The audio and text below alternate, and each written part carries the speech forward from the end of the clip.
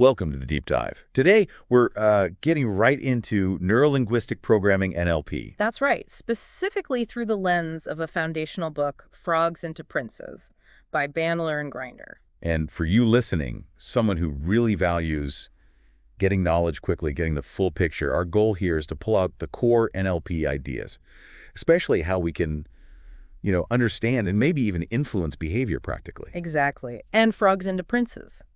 It's interesting, it actually came from transcripts from their early workshops back in '79. Oh, wow. So it's like hearing it straight from the source almost. Pretty much. It's seen as this readable guide to what was then a pretty challenging but promising field. Okay, so our mission today, distill those key NLP concepts. Things like how we use our senses, how we communicate, how change works. And do it in a way that's insightful, avoids the heavy jargon, and hopefully gives you a few of those aha moments. Sounds good.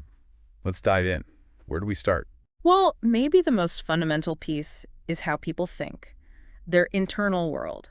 Bandler and Grinder say we mainly use one of three representational systems. Representational systems. Okay, what are they? Basically, thinking in pictures that's visual or in feelings, sensations, they call that kinesthetic. Okay, visual feelings. Yeah. Kinesthetic. Got it. And the third?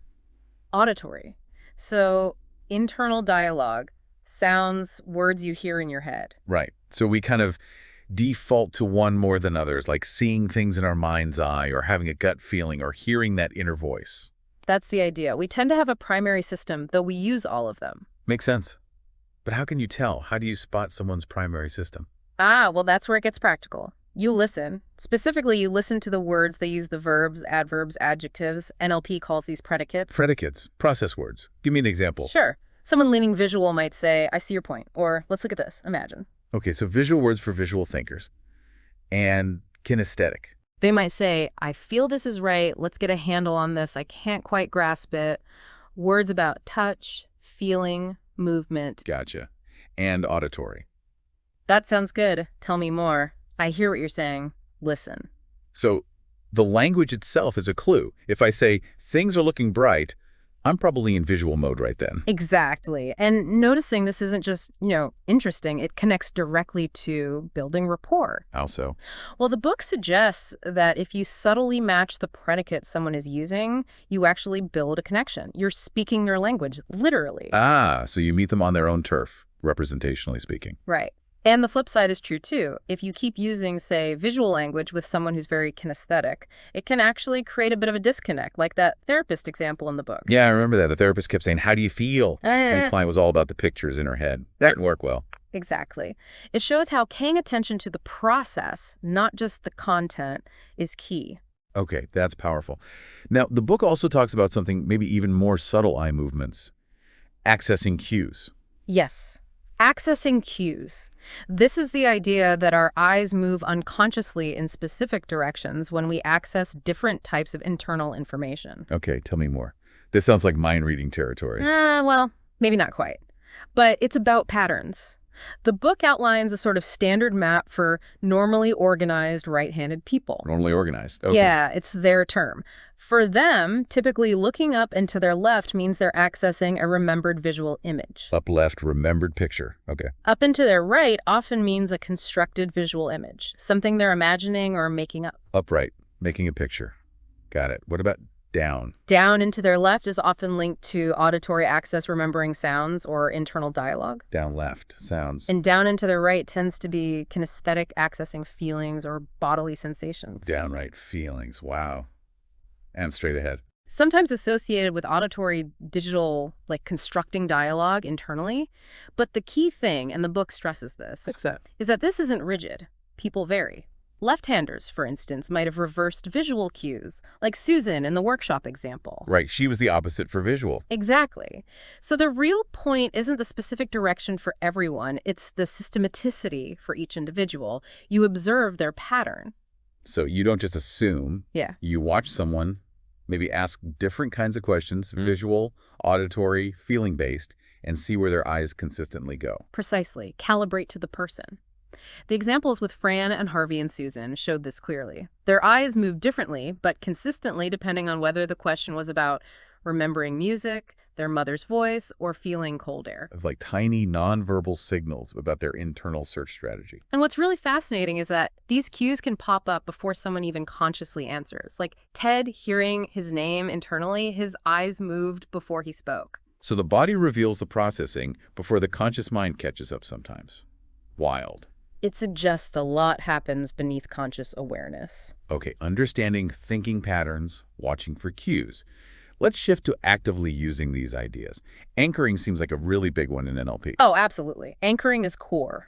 An anchor is basically any stimulus, could be a touch, a word, a gesture, even a smell that gets linked to a specific internal state or feeling. And then that stimulus automatically triggers that state. Yes, reliably.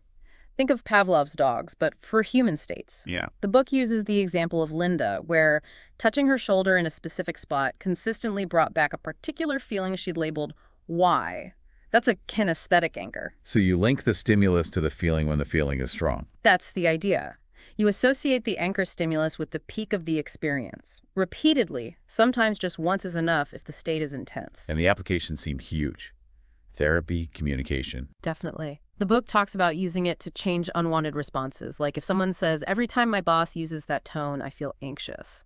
The tone is an auditory anchor for anxiety. So you could potentially use NLP anchoring to link that same tone to a different, more resourceful feeling. That's the potential, yes. By setting up a new anchor for, say, calmness or confidence, and then triggering it when the old trigger occurs, it disrupts the old pattern. Which leads into this idea of changing personal history. Yeah. That sounds pretty profound. It does. The concept is that you can use anchors to access resources from the present, like confidence, perspective, maturity, and then re-experience a past difficult event with those resources active. So you're not changing the facts of the past, but changing your response to the memory of it now. Exactly. You bring present strengths to bear on past experiences. Linda's example, where she revisited an upsetting memory but felt strong because of an anchor, and the memory's impact shifted. That illustrates it. It's like updating the emotional software associated with that memory. That's a good way to put it. And this isn't just for therapy. Think about relationships. Oh, yeah. How so? The book points out how easily couples anchor negative states in each other. You know, that specific look or phrase or sigh that instantly triggers irritation or sadness. Uh-oh. Yeah, I think we can all recognize that. Accidental negative anchors. Totally. But the flip side is you can consciously create positive anchors, like the example of Susie wanting more affection and learning to anchor that desired feeling and response in her partner. Using it intentionally for good, basically, instead of just accidentally triggering bad moods. Right. And the book even hints at using nonverbal anchors, maybe covertly, in business meetings or group settings to shift unhelpful communication dynamics. Wow. Okay, so anchoring is a powerful tool for linking stimuli to states. What about changing the meaning of things? Reframing comes up a lot. Yes, reframing is another cornerstone. It's about changing the meaning or the context of a behavior to find its positive intention, often called the secondary gain. Secondary gain. So even a problematic behavior might be trying to achieve something positive for the person. That's the core assumption in NLP reframing. The behavior might be problematic, but the intention behind it is usually positive, at least for some part of the person. Like the woman who overate. Her behavior seemed self-sabotaging for weight loss. But the reframe uncovered the intention was maybe to protect her marriage by making her feel less attractive to others, thus safer. The intention, safety, protecting the relationship, was positive, even if the behavior overeating wasn't helpful overall. That's a huge shift in perspective. So you separate the behavior from the intention. Precisely. You accept the positive intention, then the goal is to help the person find new, better behaviors to achieve that same positive intention, more effective ways. And the book describes a process for this, like talking to the part responsible. Yeah, it involves steps like identifying the behavior, establishing communication with the part driving it, often non-verbally, at first discovering its positive purpose, and then negotiating or helping that part generate alternative behaviors. Dick's example of working with his procrastination part illustrates this internal dialogue. An internal negotiation. But how do you make sure the new behavior doesn't cause other problems? Ah, that's crucial. The ecological check. Ecology. Like the person's internal environment. Exactly. You check in with other parts of the person to make sure the proposed new behavior is acceptable and congruent with their overall values and doesn't create new conflicts. It ensures the change is sustainable and truly beneficial. Yeah, got to check the whole system. Okay, anchoring, reframing. Yeah. These are ways to intervene. What does NLP say about just basic communication? Well, a really fundamental principle is the meaning of your communication is the response you get. Whoa. Okay, say that again. The meaning of your communication is the response you get. It puts the responsibility squarely on the communicator. So it doesn't matter what I intended to say. It matters how the other person actually responded. Pretty much. If you didn't get the response you wanted, the NLP perspective is you need to change your communication until you do. It's all about results and feedback. That's demanding, but also empowering in a way. It gives you control. It does. And to be effective, the book introduces the idea of uptime. Uptime, like a computer. Sort of. It means being fully present in your external sensory experience, seeing, hearing, feeling what's actually happening outside of you right now without getting lost in internal chatter, pictures, or feelings. So fully focused outward as opposed to downtime, which is when your attention is directed inward thinking, planning, remembering, feeling internally. Okay, so uptime is being externally aware. Downtime is internal processing.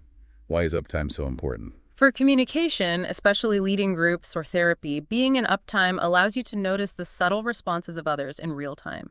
Their breathing, skin color shifts, muscle tension, those accessing cues we talked about. So you can calibrate your communication based on immediate feedback. Exactly. You're responding to what's actually happening, not just your internal assumptions. This ties into another point the book makes, that the content, the actual words, is often the least important part of communication. Really? We focus so much on words. We do. But NLP emphasizes the process, the tone, the tempo, the physiology, the nonverbals. These often carry much more weight in how the message is received. Remember the challenge to the reader section? Vaguely. It highlighted the impact of nonverbals, didn't it? Yes. It suggested that the verbal component might only be a tiny fraction of the message's impact. Mind-blowing. Okay, language structure also seems important in NLP.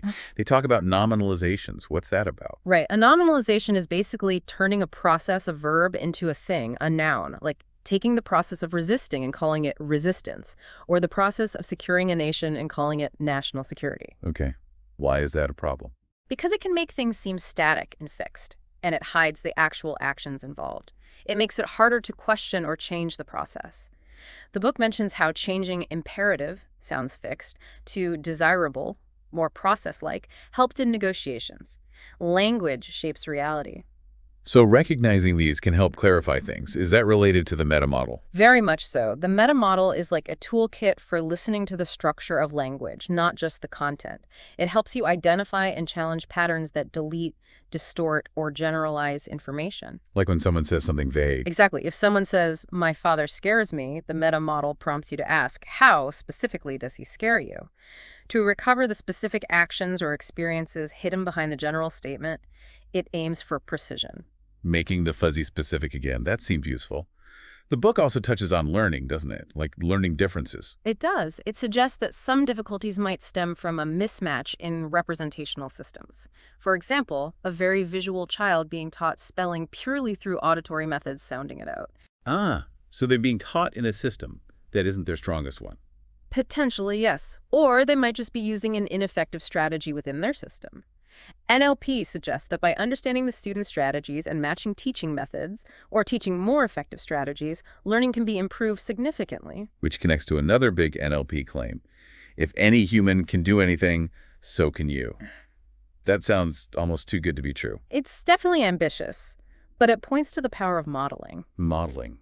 Like copying people. More like deeply analyzing and replicating the strategies of excellent performers. Not just what they say they do, but the actual sequence of internal representations, the seeing, hearing, feeling, and the behaviors they use to achieve a result. So if someone is a brilliant negotiator, NLP says you can figure out their internal recipe for negotiation and learn to run that same recipe yourself. That's the core idea behind modeling, deconstructing excellence to make it transferable. Fascinating. And this process focus also seems to shape the NLP view of therapy.